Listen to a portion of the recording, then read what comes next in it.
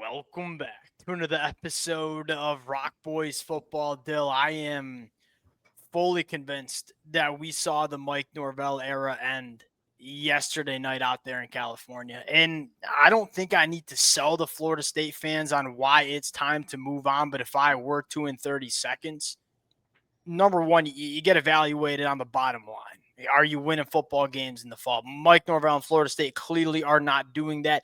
The other thing you kind of take into account is what does the future look like? Is he doing things in the offseason? Are you seeing things on the football field that give you belief that things are getting better or that things will get better in the future? I don't know how you can have much confidence that things will get better under Mike Norvell either. And I'll put my hand up and say, hey, I was a supporter of, hey, let Mike Norvell bring in a new staff. Let him bring a new roster in through the portal. Let's see if he can get things back on the track. That is evidently not taking place.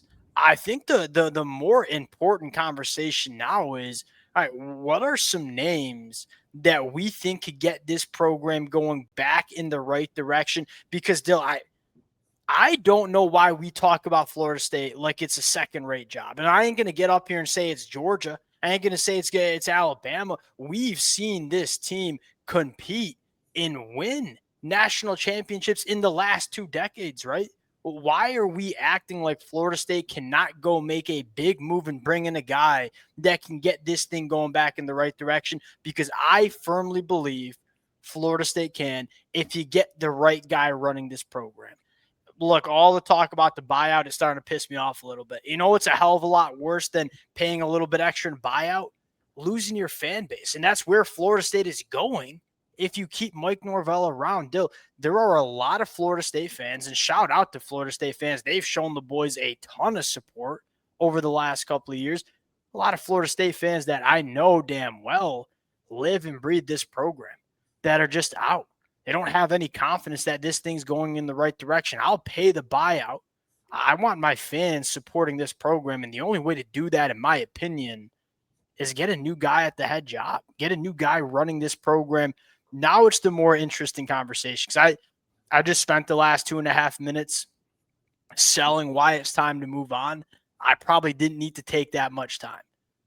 Now let's talk about some names that we think could get the train back on the tracks at Florida State.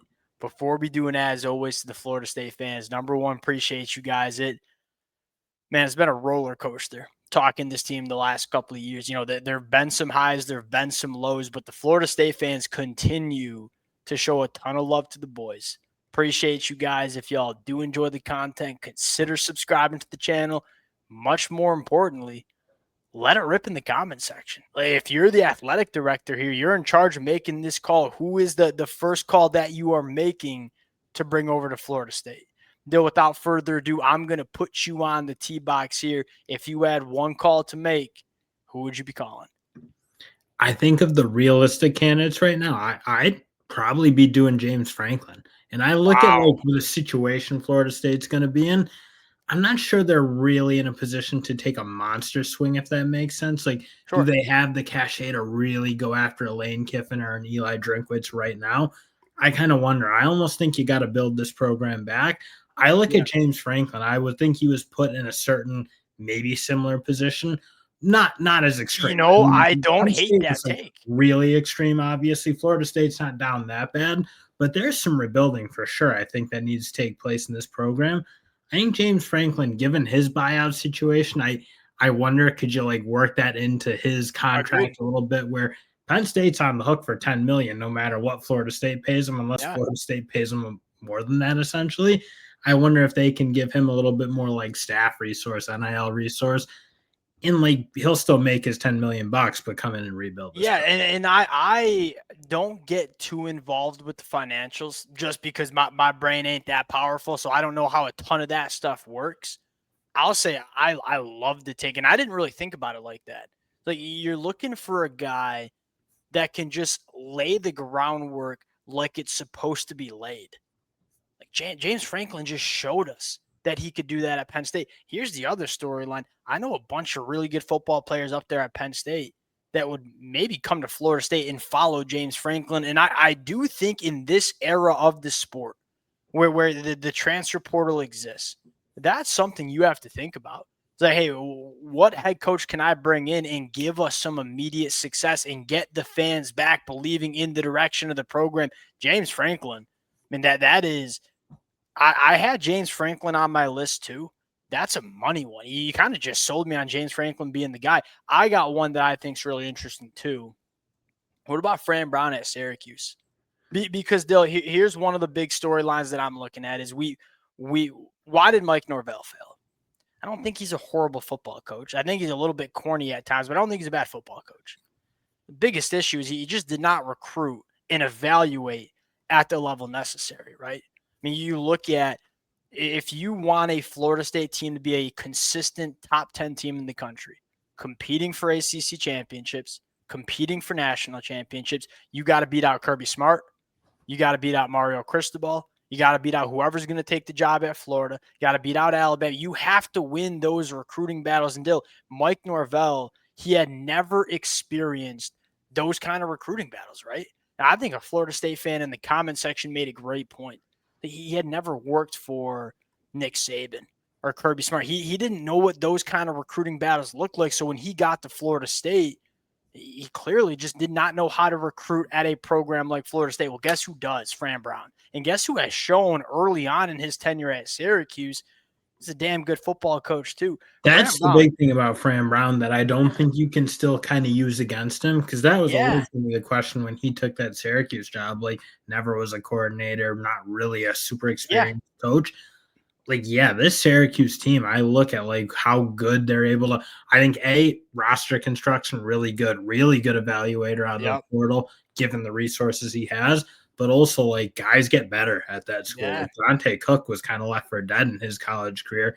He's like really having a nice year for the Syracuse team. So I think he is both an excellent recruiter. Now, you still could probably wonder, can he manage this type of program? Like, because he's still an awfully young coach in terms of like his experience running that sort of thing. But all things that he's done at Syracuse, I've been quite impressed with. And here's the thing with Syracuse is like you can look at their record right now and say, well, year two is taking a little dip. Dill, we kind of expected that dip. That dip might have not taken place if they didn't lose their starting quarterback in Steve Angeli. This Syracuse team looked to be very dangerous until they lost their starting quarterback. And again, who gives you a really good chance? Fran Brown's made a lit deal. Fran Brown has built his career recruiting the state of Florida and recruiting the state of Georgia. It makes a ton of sense to me. I'll give you another one, Glenn Schumann. Again, one of the things going back to like how we talked about it, you got to get a guy in that can win those battles. Well, Glenn Schumann's worked for two coaches in his career, Nick Saban and Kirby Smart, right? Been the right-hand man for both of those guys at times. From Valdosta, Georgia. I think I said that right. I've always said that wrong. I mean, there's nobody with stronger recruiting ties to the area Florida State needs to get right on the trail than Glenn Schumann. Now, would he leave Athens, Georgia to come and take over Florida State? I think he might. Because guess what Glenn Schumann also really does understand? And I promise you this. He understands what Florida State can look like when it's run the right way. I think Glenn Schumann would make a lot of sense too. What say you? I don't love this one. I think there's been a bit of a step back for this Georgia defense under him, like how good they were under Lanning and maybe how they've regressed into the unit they look like today. I'm a little concerned about him. I don't know that – I think everyone's going to be looking for the next Dan Lanning, frankly. I kind of wonder, does he have that same like magnetism and like energy that Dan Lanning brought? Because he doesn't seem like he quite has that at Georgia right now. I think that could be a fair criticism, 100%. I mean, there's a little bit more narrowly recruiting focus for Glenn Schumann, which I do think is a very important conversation. Like, yes, you need to be a good football coach to win at the Power 4 ranks as a head coach. This is a program that, look at the way even the beat writers talk about Florida State on the trail. Like, you're going after a defensive lineman in state or in the state of Georgia. Like, well, Georgia circling doesn't look great. Like that's not how we should be talking about Florida State on the trail. And I feel like a guy like Glenn Schumann, a guy like Fran Brown could maybe change that a little bit. Because I'll say this, you can say all you want about NIL and rev share. I don't think Mike Norvell's staff works that hard on the trail. I don't think they do. I think maybe the new staff does a little bit, but that old staff is just like lazy, I think. Glenn Schumann would change that in a heartbeat. Hey, you mentioned this one. I'll kick it to you. Kenny Dillingham at Arizona State coming back to Tallahassee. How we feeling about it? Yeah, he is an exciting one. I think Yeah, his energy is a little different energy. than but not like the Mike Norvell, like forced little weird, Sure, well, that didn't sound right exactly. Like I do feel sure. like there's like a more genuineness in a guy who I don't know that there's like a more ambitious coach in the game right now in terms of like how badly he wants to win and how badly he like wants to be the best. Look at what he's doing at Arizona State. And again, there's that conversation of he's a Arizona guy, went to Arizona State. So like, would you get him to leave and go across the country? I don't know. I love what you said about he's so ambitious. He wants to take over the gosh darn world, Dill. I mean, you're looking for a coach that can come into Florida State and garner that kind of energy and that kind of support. Like that's what Kenny Dillingham's done at Arizona State. That's what Kurt Signetti, in different ways, they different. They're a hell of a lot different, but in different ways, what have they both done? They've both gotten this program to really push their resources beyond that football program. Kenny Dillingham would be a good one too. I'll give you another one that you no. Let's go to the one that we both like. This one's a little bit of a weird fit. And you're trying to bring a Well, hometown hero to Tallahassee. yeah, but like, why is it a weird fit? This is like what like the Kurt Signetti thing almost. Like, I Yeah, feel like yeah, just like look at his track record. yeah, I gotta think Jeff Brohm knows he's never gonna win a national title yeah, at Louisville. But frankly, I think he's probably a good enough coach to win a national title in a well-resourced program. I think I think he gives me Kurt Signetti vibes a little bit. And I know Kurt yeah, Signetti's not on the table necessarily for anybody at this point. yeah, Jeff Brohm, just Google him. Like he is one yeah, everywhere he's been at yeah, really tough places to win. Like Purdue is an impossible job. I think that's probably yep, the worst job and maybe the power two, like the Big yep. Ten SEC. Played for Big Ten championship at Purdue. Yeah, he's done an unreal job wherever he's been. I think he'd be a really good guy to go You know after. who leads the ACC in wins since 2023? That's crazy. It's Jeff Brohm. It's not Mario Cristobal. It's not Mike Norvell. It's Jeff Brohm at Louisville. Really, really good in the portal, man. And quite honestly, and I truly mean this, we talk about Lincoln Riley or Coach Sark or Lane Kiffin as like in-game coaches, play calling coaches. I really don't know how many I'm taking over Jeff Brohm.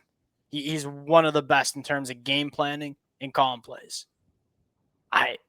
The question is, all right, what's he going to do on the recruiting trail? Because you don't really know, and he's not necessarily a guy that He doesn't try very hard. It doesn't feel like at or Louisville, I should say. But he's a again, portal that's guy. where you wonder, like, you get a really good staff around him, a Yeah. really good GM around him, who he kind of has with Vince Marrow, frankly. So I imagine Yo, coming over.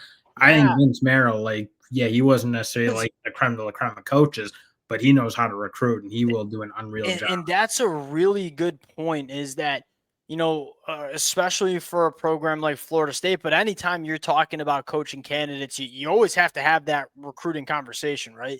When you're talking about a program like Florida State, It's we honestly probably where like people with like Bama when they were like, oh well, Kalen DeBoer, he can't recruit, but he brings in Courtney Morgan who really can, and like you see it's working out well. So I think like that pairing that they could bring to yeah. Florida State could be a real Lincoln Riley with Chad Bowden too. So Lincoln Riley was kind of lost out there on the West Coast when it came to the recruiting trail. Brings in the GM. All of a sudden, they got the number one class in the country. You don't have to be in this with the new general manager job opening that has been very prevalent in the sport. You don't have to worry as much about a head coach recruiting if you can surround him with a good general manager and surround him with a strong staff that knows how to recruit. Like that one. You like Brent Key a lot. I don't mind the Manny Diaz conversation. I'll give it to you first. Brent Key at Georgia Tech. What you got for me? I think one thing is like Florida State's found out the hard way that he can recruit. I mean, they've gone up in some big battles with each other, and Brent Key's been able to do what he's got Yeah, to do to sure. keep guys around. So I look Brent Key. I think you talk about like rebuilding a culture and like getting Yep. like buy-in and just a program that like guys operate the right way. I feel like Brent Key to me, what he's done at Georgia Tech so far, also, another guy who's going to bring over Buster Faulkner, I would presume, at Oh, least if that was going to happen. Now, Buster big money. Faulkner, if he leaves Brent Key, I think that could be a bit of an issue. So you wonder, like, is Brent Key, is he I want to say grifting off of Buster Faulkner, but like really like kind of getting his name. Yeah, out my there. my Buster Faulkner pushback did. here is I feel like Brent Key works at Georgia Tech. I don't know if he works at Florida State. Well, I don't know if I'd hate it though. Well, Manny Diaz, though, like sneaky, didn't do a horrible job at Miami. Didn't do a good job. There's a reason he got fired. Didn't do a horrible job. Goes to Duke after a couple of years as a DC at Penn State. Is doing a really good job at Duke. You know, he's lost. The 3 game, they're 4-3 right now. Like there's a real shot that this is like a 5-1 football team if they just don't turn the football over the way they have been. I don't hate these head coaches that may, and he's got really good roots in the state of Florida. Like would know how to recruit that state, which is probably where I should have led. And he's made some mistakes at Miami. Is seemingly correcting those mistakes at Duke. I don't know if I love this one. I don't know if I hate it either. I think my favorite one is probably James Franklin. He kind of sold me on James Franklin a little bit. I think I go Fran Brown, and then I think I go Jeff Brohm. Right? What's your top three? Top three candidates. Give it to me, then we'll round out. It'd probably be James, Jeff, and then Brent Key for me. I'd be such a big Brent fan. Key over Fran Brown. I love Brent Key. I love what he's done at Georgia Tech. I like it. I think he's gotten them punching well above their weight, like recruiting. It feels like everything. I just like what he's been able to do there. All right. Florida State fans, let it fly in the comment section. I know Florida State fans want Mike Norvell fired. I'm more interested now in, all right, if this does happen, whether it's today, whether it's next week, whether it's at the end of the year, we going out and getting. I think this is a conversation that's going to get a little bit more real over the next couple of weeks. Appreciate you guys rocking with it.